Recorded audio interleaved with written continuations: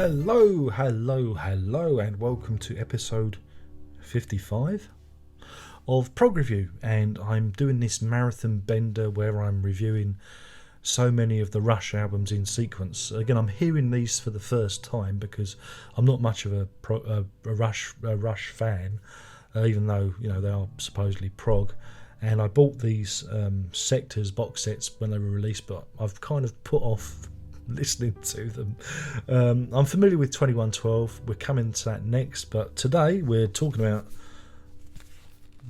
Rush, Caress of Steel. Yeah, and that's taken from this here Rush Sectors 1 box set, the one with the little face on the side. I think he's the guy that plays the banjo in the band. So there you go. Caress of Steel, what's to be said? It was released in 1975. It's the band's third album. And did you know that the album was meant to be printed in silver? Steel, Caress of Steel.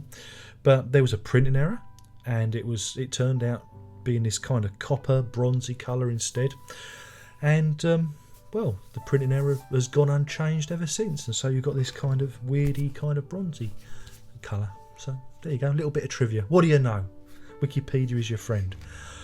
The album opens with a rollicking little number about the Aristos having their Uncle Ned's lopped off. I am of course referring to the French Revolution and the larks of Madame Guillotine.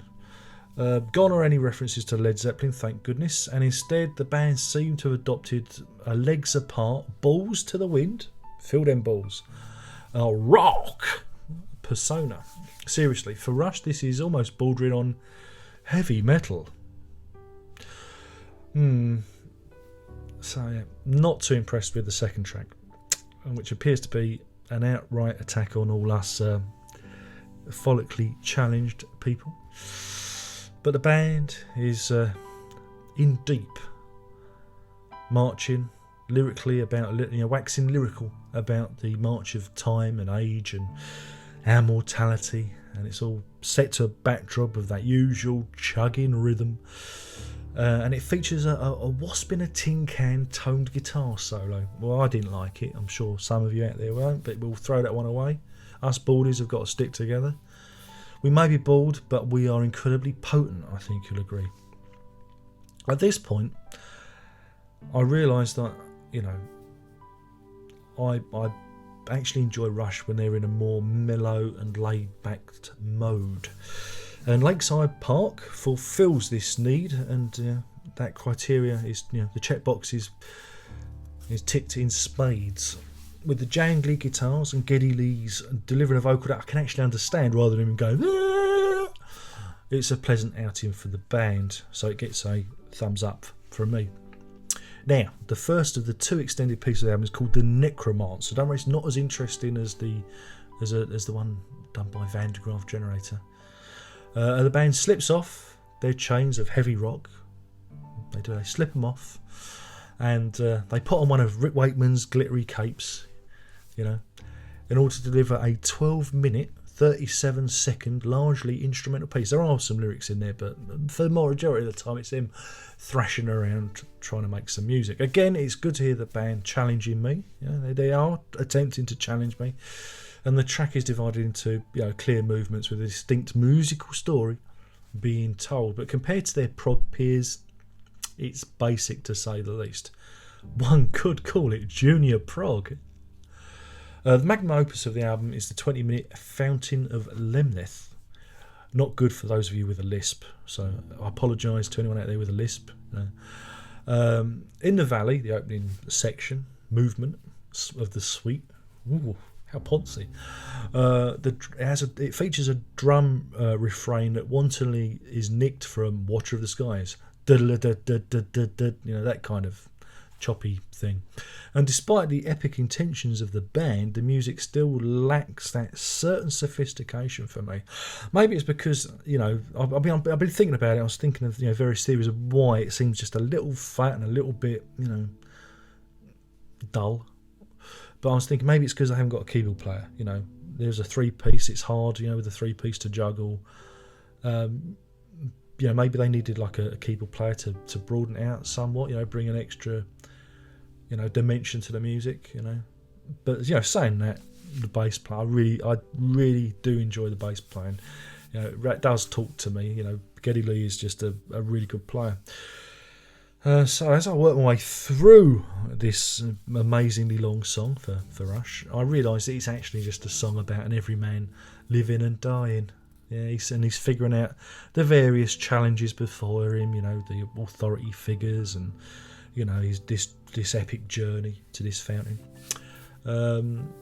In places it's quite bombastic and loud and large and in your face, but the bits I like again are the toned back acoustic pieces. I really like those bits, and that's the music that touches me. It's when the band goes small and atmospheric and everything comes down. That's when they say, "Oi, down over here." But when they go big, I just go, "Oh, it's just it doesn't really work." As a prog epic, the Fountain of Lemnith has a few moments, that it kind of comes together, but essentially it falls over itself in its overall clumsiness. And compared to the works of their peers at that time, it does seem childlike. You're all going to have a go at me, I know. Please, I'm just giving you my honest opinion, But the thing I find interesting is hearing the albums in sequence. And that's why I'm doing this, really, is to see where we go on this journey. And it's fascinating to hear them open up as a band, because normally when you get into a band, you don't buy them sequentially. You pick up the good one and then you listen to the rubbish ones, but this, I'm getting to hear them mostly sequentially, so it's really interesting to see how the band's developed. And where we're going next? Well, 2112 I am familiar with, so I know where they're going, but it's interesting to see how to get into that point. But anyway, I better get on because time is of the essence. You don't want to hear me witter on.